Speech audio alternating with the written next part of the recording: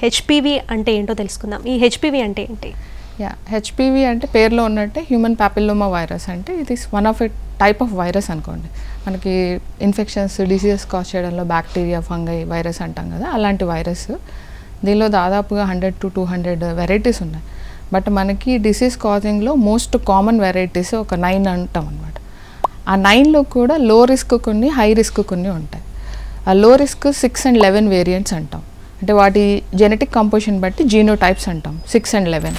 అలానే high risk అనేవి మిగతా 7 వేరియంట్స్ అనమాట.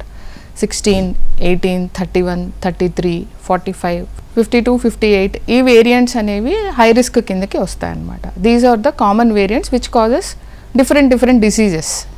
అది మెన్లో విమెన్లో డిఫరెంట్ డిసీజెస్ కాజ్ చేస్తాయి. అదే హ్యూమన్ పాపిల్లోమా వైరస్. అండ్ ఈ ఇన్ఫెక్షన్స్ కొంచెం చాలా కామన్ అనుకోవచ్చు. దానివల్ల దీనికి చాలా ఇంపార్టెన్స్ ఇవ్వాల్సిన అవసరం ఉంది. అదే కాకుండా మనకి డిఫరెంట్ టైప్స్ ఆఫ్ క్యాన్సర్స్ కూడా ఈ హెచ్పివి వైరస్ కాజ్ చేసే ఇన్ఫెక్షన్ అనేది కారణమవుతుంది.